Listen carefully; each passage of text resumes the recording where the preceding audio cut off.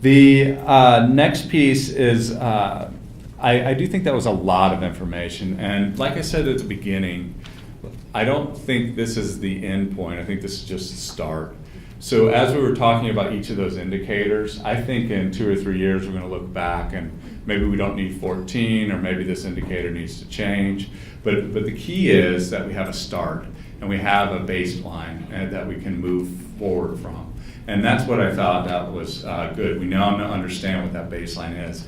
Now what we need to do is kind of have a kind of a reality discussion about what works and doesn't work. What are the legal issues here in Texas that keep us from moving forward? What are the legal issues that help us move forward? What are some of the ways we're using resources today, and how can we use them differently tomorrow? And we're going to have that conversation. We're going to moderate a panel. Todd Roberson of the Dallas Morning News has agreed to moderate that. And we want to thank him for coming on board and working with us on this. He's written many editorials in Southern Dallas with particular focus on South Dallas Fair Park, and joined the Morning News in 2006 after working more than 25 years as a foreign correspondent and international affairs editor for the news, the Washington Post, and Reuters news agency. He has won awards for investigative journalism and reporting on international human smuggling rings. And Todd draws upon his experience writing about suffering behind the wars, natural disasters, and third world poverty to help Dallas Morning News readers understand the human drama unfolding in our own neighborhoods. It is with the same experience that will guide us today in a deeper discussion about Blight. So thanks for being here, Todd, and he'll introduce the panel and get it going.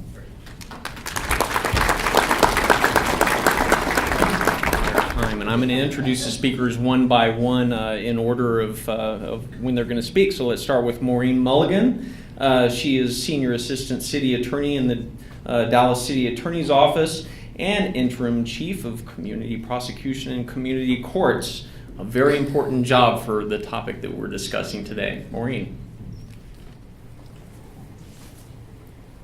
Good morning, and I'm very grateful that I've been called to speak here today to represent the City of Dallas along with Joey and Adam and with Gary and Ken also as community representatives. I'm here particularly representing community prosecution and community courts. And let's see. Is it working? Still work? Want me to do it? Thank you, Todd. Okay. Glitch number one. Let's see here. Is it on this? Here we go. Yes. I tell people it's I did not go to There we law go. school to learn There we math go. or technology. Maureen Milligan. Okay. There we go. You can There. go to the- Oh. okay. Thank you. So when I was sitting down last night to plan my remarks, I had a very traditional PowerPoint speech and was going to give you some numbers and things like that. But as you may know, we're in the middle of a very reflective week, recognizing the 50th anniversary of the March on Washington. So I had a very rare moment of quiet time. I have a 4.5-year-old and a 1-year-old, so those moments are extremely rare. But I had that last night. And so I sat down and I read through the whole text of Reverend Martin Luther King's speech. And the latter part of the speech is what's very famous. But very early on in the speech, he talks a lot about economic justice. And he was talking about African Americans, but how there was a segment of society that lived on a lonely island of poverty in the midst of a vast ocean of material prosperity. And I think that's what we're here to talk about today. And we're, in his words, here to dramatize that shameful condition. And so community prosecutors office in the communities that we serve, and office in many of these blighted communities. And I think we're here to talk about how we can prevent landlords from renting houses where the tenants complain to us about having to fight off snakes that crawl through the holes in the floorboards. And we're here to talk about how to prevent apartments from falling into such substandard condition that a 3-year-old riding a tricycle on an upstairs balcony is just one wrong turn away from falling through a gaping hole in the metal railings. And we're here to talk about how we need to put our foot down when many of our elders living in these blighted communities are afraid to go to sleep at night because nighttime is when the crackheads come out and hang out outside at the vacant property next door, and there's just a thin wall that separates grandma from this drug-fueled chaos. So I think that's what we're here to talk about today, and to talk about how many of us on the panel and many of you here today can be part of this solution. So community prosecution has 14 attorneys, currently 10 code inspectors. We're trying to get one more position filled. It's for a total of 11, and 3 support staff, and we also have 3 community courts that are located in South Oak Cliff, South Dallas, and West Dallas. And if I can just embarrass my folks and have them stand up, wave your hand. And they've all, and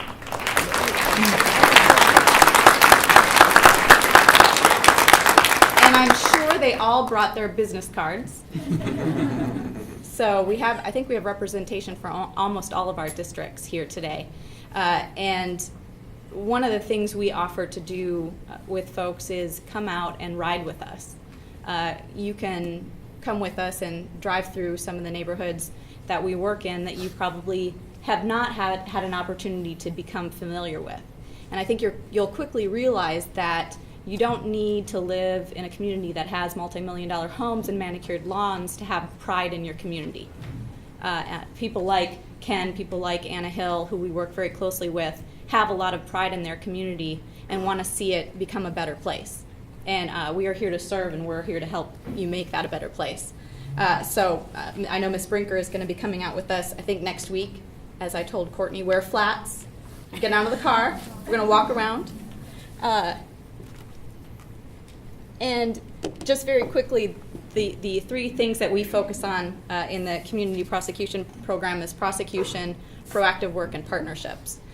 We are the prosecutors that serve in the community courts. The community courts seek restorative justice. When a defendant is eligible for the court, the defendant not only is put on probation, has the opportunity to have his or her citation dismissed, and multiple citations dismissed, but also is given access to social services and restores the community through community service. And in the most recent fiscal year that we have stats for, our defendants in just one of our courts, in our South Dallas Community Court, completed almost 7,000 hours of community service. And if you look at that at the prevailing minimum wage, that's $47,980.50. And of our 240 defendants in our South Dallas Community Court, we had 154 graduates. And we call them graduates because many of our defendants have not had the chance to graduate from anything or be given positive recognition. And so we take a photo of them with the prosecutor and the judge. They're usually given a token of appreciation, and the whole room claps for them. And it's a very powerful experience. So I would encourage you to come visit one of our community courts and sit in and see restorative justice in action. In terms of, Adam may speak a little bit about 2 very encouraging partnerships that we've developed.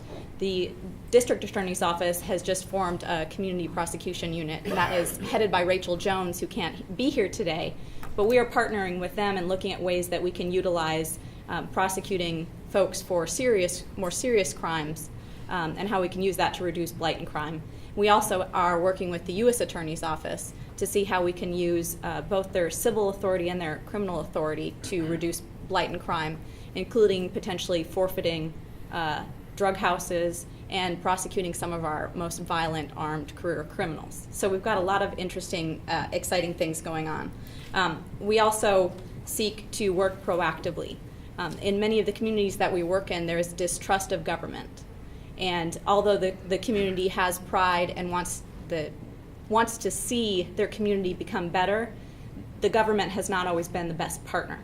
And so there's a need for proactive work. And once you start working proactively in the community, and the community sees that you can get a drug house demolished or you can get a legal business closed, then you can start doing reactive work because they'll start calling you. But sometimes you have to start with that proactive work. And then the biggest part of our team is our partnerships with City Manager's Office, with the Mayor's Office, with Code Compliance, with the Dallas Police Department. with organizations like ACT and Habitat for Humanity. When we partner with those individuals, that's where we have our success. So we're very, very happy to be able to do that. And I can't get out of a presentation without a couple of before and after photos. But I picked these because I just wanted to show you, like our Blight Index shows, Blight is not concentrated. Well, Blight may be concentrated, but it is not only in our southern portion of Dallas. This is an apartment complex that's near the intersection of Spring Valley and Coit. And you can see on the left some very, very dangerous balconies that were near collapse when code compliance in our office got to this property. And you can see on the other side how it starts looking when the owner makes repairs. And this is in Central. This is in the Central Business District. And again, when I think back to Dr. King's talking about lonely islands of poverty, you see on the left the house, and it was actually 7 blighted houses that, in partnership with code compliance, we were able to get voluntarily demolished. And then you can see that view of the city of Dallas. So that really is this island surrounded by material prosperity. And then here is an apartment complex that was right over by the Dallas Zoo. And again, when you can remove some of this blight and you see the much better maintained properties in the back, you know that you've improved the lives for the folks that are living in that area. So very humbled and appreciative to be here to be able to speak to you today.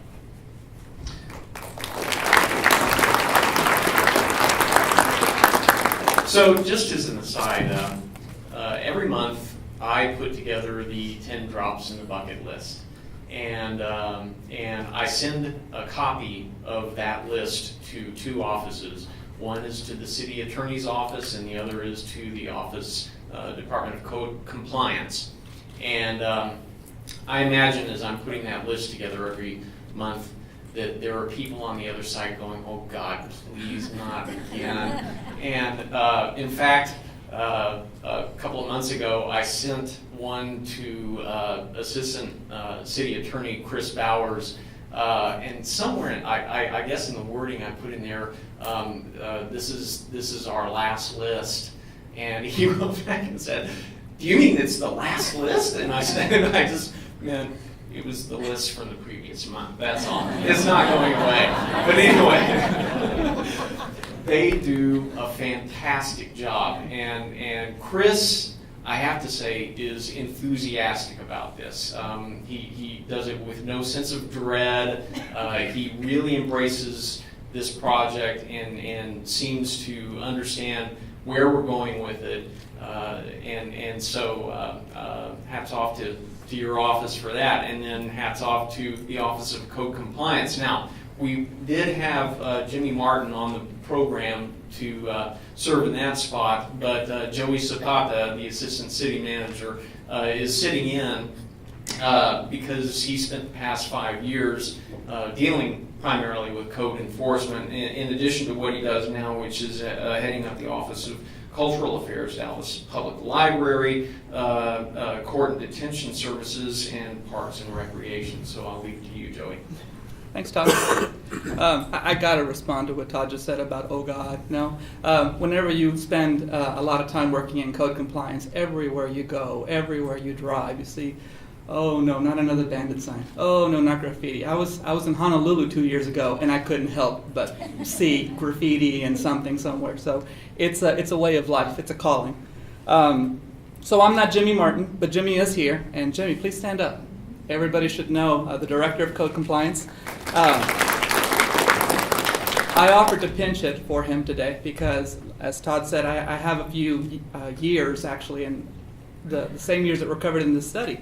So I might be able to offer a little bit more history at Code from a different perspective. I also want to point out that I don't have Code Compliance anymore up until recently. First Assistant Chief of Police Charlie Cato, sitting here, is acting as interim Assistant City Manager now for Code Compliance. Stand up. You can call him Charlie while he's not in uniform. And is Teresa still with us? Teresa O'Donnell was here just a minute ago, and maybe she'll be back in the room in a minute, but Teresa O'Donnell's the Director of Development Services and acting as interim Assistant City Manager for Housing. So a bit about myself. I started with the city in 1994. Was an assistant director with the city's Environmental Health Department and Court Detention Services from 2005 and 08. And since 2008, started as director of code compliance and then assistant city manager over code since 2011 until recently. So I want to give you a bit of scale for code compliance as a department. For the upcoming fiscal year, it's proposed to have a $33.5 million budget, has a little over 400 employees. But it doesn't just include the people you see out in the field doing high weeds and litter. It includes animal services, restaurant and bar inspections, mosquito control, and transportation regulation, which you've probably heard a bit about recently. So we have about 200 licensed code inspectors that are in the field at supervisory and management levels, and they respond to about 300,000 code complaints every year. Now, 60% of those cases are actually being created by the inspectors themselves as they drive through neighborhoods responding to calls that we got through 311. The bulk of them, or a good chunk of them, about a third, are mostly the things that are related to high weeds, things that are related to litter, and we also handle about 10,000 complaints a year about substandard structures. Now, our goal in code compliance is compliance, not enforcement. We actually changed the name of the department a few years ago over that. Our goal is not to issue citations. We want to communicate with the public. We want them to understand what's required of them. We want to understand that if we give somebody 7 days to mow their lawn and it rains, they're between paychecks or they're traveling, we just want them to reach out to us and talk to us and engage us and tell us when to expect compliance. And as long as it's reasonable, we want to avoid the citation. The citation does not compel compliance, not always anyway. It's a fine. It's a penalty for not having responded, for not having taken action to correct the problem. So I was talking about substandard structures, about 10,000 of those a year, and those can range anything from a neighbor reporting, my neighbor needs to paint their house, they've got a little bit of dry rotted wood somewhere on it, or it can be something that's actually falling in on itself, a vacant, boarded, sometimes burned out structure. So those, the worst of the worst out of those 10,000 are the ones that we refer to the city attorney's office, along with really good pictures and notes of all of our enforcement activity, so that our attorneys can go to municipal court and try to get a demolition order. And now for the last few years, since about 2008, we were averaging somewhere in the neighborhood of about 175 demolitions a year. Until recently, when Mayor Rawlings led the charge to increase that to 250 starting last year, and we're going to do another 250 this year. So that gives you the scale of code. It's big, and as big as it is, it's only a small part of the puzzle. That is part of the goal towards clean and safe neighborhoods. And so I got to say, we take heart in the work that Habitat for Humanity and UNT have done here today, because it supports us. It, along with the work of other groups at the table here with me today and in the room, builds support for the kind of work that we do. If you're keeping up with council meetings, this past Tuesday, our interim city manager, A.C. Gonzalez, announced that he's created an action group to better focus City Hall's attention to address blight and bring light to all parts of Dallas. So we want to set goals, we want to produce results, and I got to say, we do this as a part of our daily work routines. Recently, for example, when we demolish houses, normally we do that through court order, but council pointed to us, you have another opportunity whenever you've got tax foreclosed properties, go size them up before you sell it to somebody who might not be able to fix it up. So we're targeting those as well too. So we've done that informally. Well, what our interim city manager wants us to do is focus, bring the right departments together, break down silos, and have regular meetings to talk about what are our goals, what are the results, and then also to bring back reports on our partnerships working with groups like EPIC, the EPIC initiative, I should say, and other partners. So look forward to hearing a little bit more about that as we move forward with that initiative. And thank you for having me here.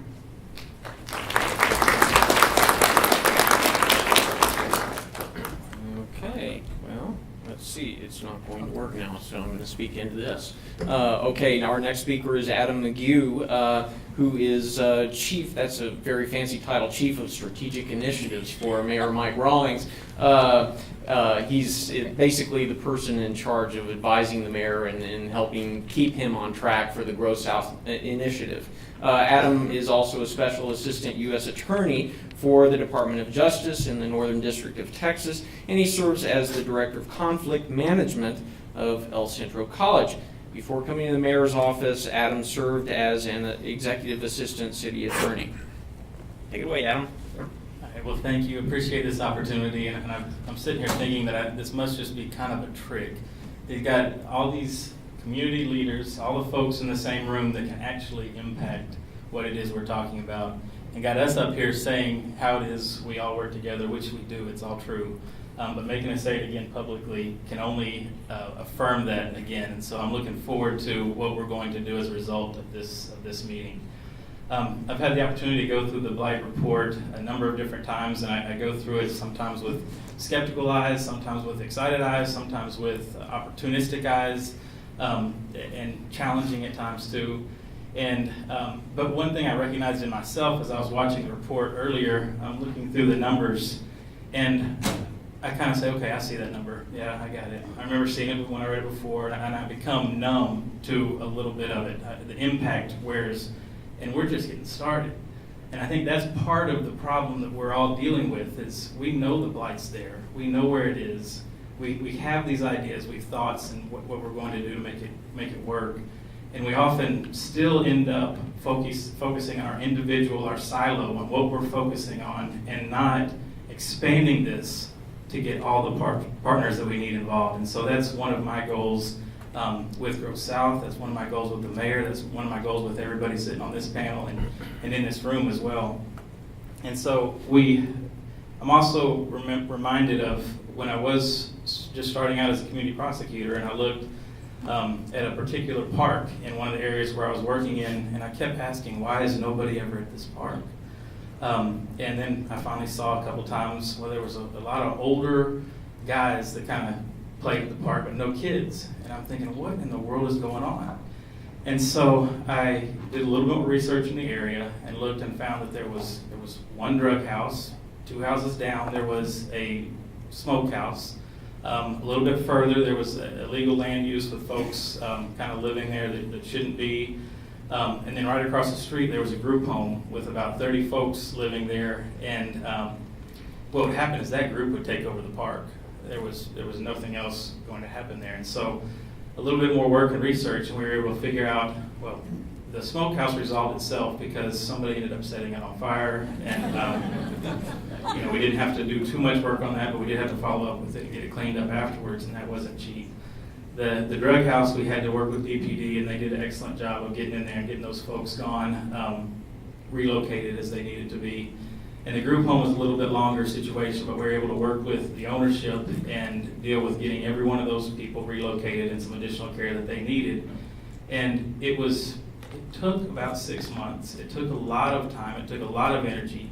But literally the next month, I drive by the same street I always took, and I saw the kids and families playing at the park. And so that is what I think this whole thing is about. We've got a lot of numbers, a lot of data, but it's labor intensive, and we can't do it by ourselves. We have to do it with everybody else involved. And so the other thing I want to just comment on is we've got to figure out ways to measure the return on investment. This is a great report for looking at the Blight and some of the data and using that to get additional investment, get additional resources, but we've also got to figure out how to measure what those resources do on the other end.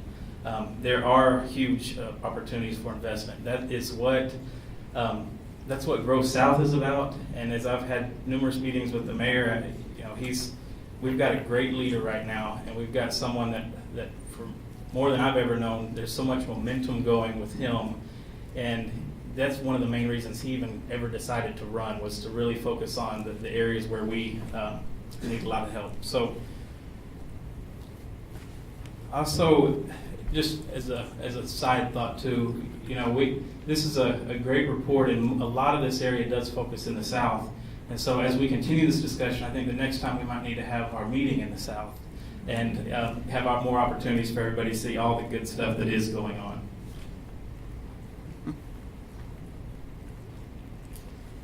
Okay, I'll just jump to this because I think it's, there were a lot of people in this room that helped and worked with the mayor as he was establishing the different areas that we wanted to focus on as we established the map and some of the specific target areas.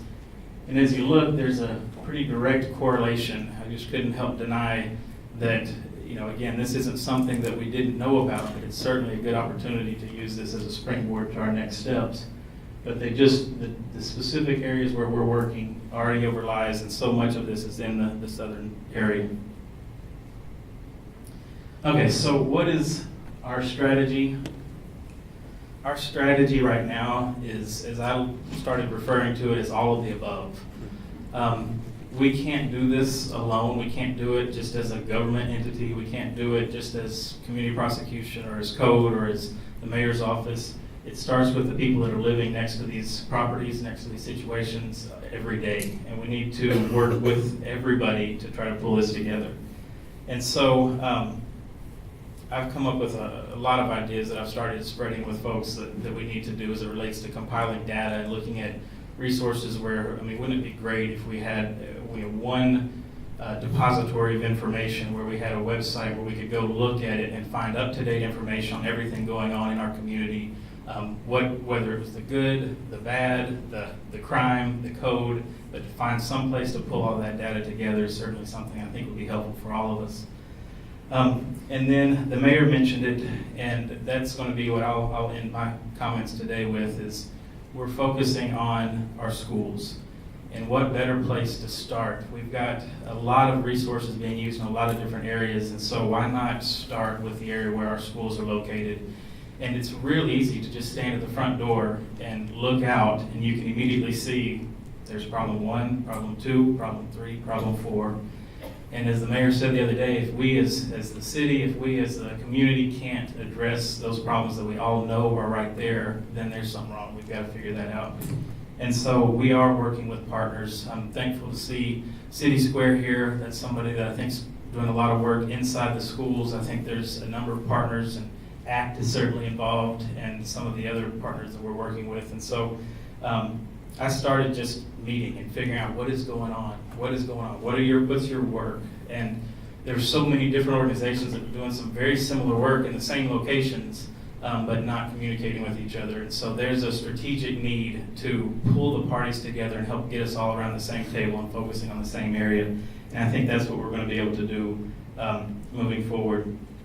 And so some of that is just setting the common agenda, identifying what are the measures we're all going to use together, communicating on a regular basis, and moving forward in that direction. So that is the collective impact model that we're all hearing more and more about.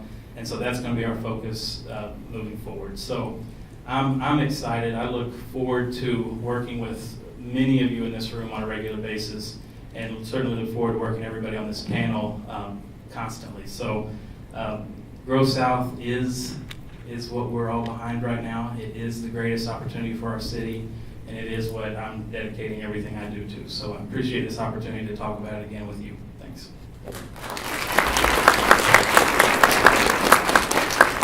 All right. Well, it's not working. I think the battery went down on this side.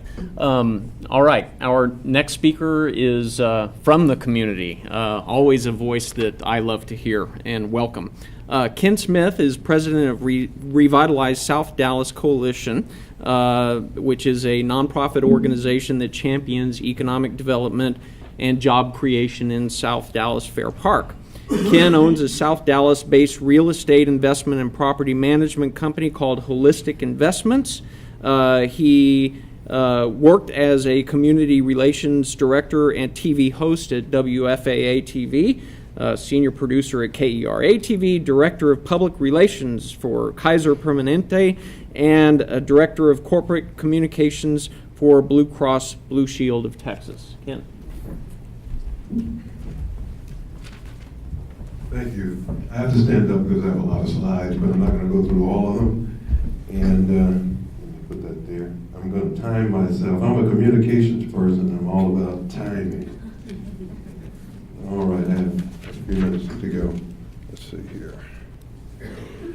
Take a look at this slide, and I'm about data as well. I think data is a very great way to get things going, but you have to burrow down and get to people.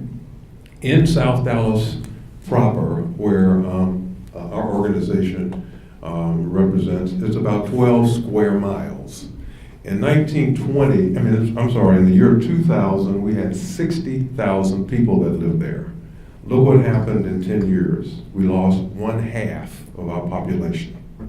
And that deals with some of the socioeconomic things that the researchers were talking about.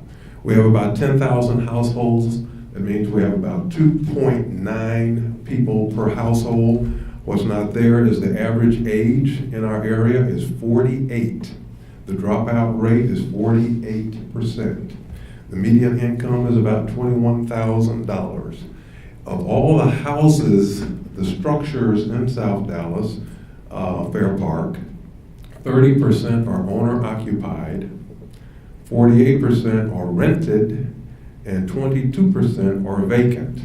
If you add the last two numbers, that means 70% of the structures in South Dallas Fair Park are owned by people who do not live there.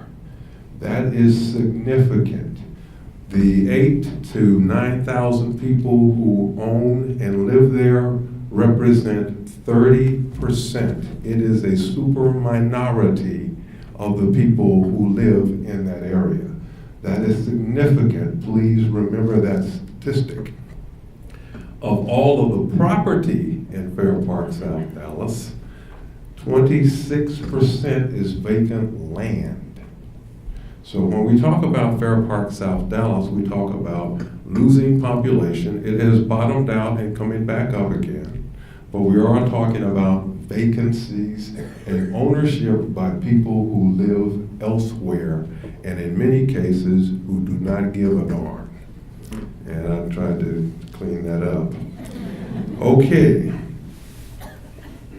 But I had second thoughts about being on the panel, because I said, this is about blight, and Ken Smith from Revitalize South Dallas is on the panel about blight. I said, man, I don't want to be on a panel about blight. I want to be on a panel about light. And we have to move from blight to light. But this is an opportunity, I said. Let's see what we can talk about to move to where we want to be and where South Dallas used to be. One of the first things we have to do is talk about perceptions. When I was growing up 50, 60 years ago, South Dallas was basically a wonderful, sustainable community. Two-parent families, upper middle income. We need to go back to where we were. This isn't going to some place we've never been. It's going to where we used to be. But I don't want to perpetuate a misconception that South Dallas is blighted. We have blighted areas. All areas of town have blight. But if we say South Dallas is blighted, that is incorrect. So my first few slides are to show you some beautiful non-blighted areas of South Dallas. Welcome to Bureau Blair Park. I go there and chill out and think about it. It's pristine and clean every day. Welcome to Opportunity Park. Great name. Clean, pristine, every day. Welcome to Buntown, where we have an aquaponics center and a community garden right on the corner of Valentine and Bear Street. Clean every day. This looks like Swiss Avenue, doesn't it? It's on South Boulevard in South Dallas. These are new construction on Park Row in South Dallas. South Boulevard. Other places around South Dallas. So South Dallas is not blighted, we have blighted areas. And when the police department, Chief Cato, does its assignment and assessments, it talks about hot spots. And that's what South Dallas really has, hot spots of blight overlaid with hot spots of crime. It is not all 12 square miles. It's pockets here, pockets there, pockets here. and they allocate resources according to those hotspots. Is that not right, Chief? All right. And this is an old established neighborhood. One other thing I'd like to talk about is that ownership piece, and I'll sit down. 70% of the property is owned by other people. And when you drive around, this is new construction, by the way, all over South Dallas you see signs like this. What does it say? I buy houses or land, call this number. For sale by owner. Not that for sale by owner is bad, but for sale by this particular owner is bad. Okay? This particular owner who's selling these properties right here are taking properties that are listed for $13,000, $14,000, $15,000, trying to sell it to somebody for $55,000 for $400 or $575 a month for 17 years, where you end up paying $120,000 for a piece of crap. Interest rate. And the interest rate is 12%. Okay, and these are the people that ought to be put in jail.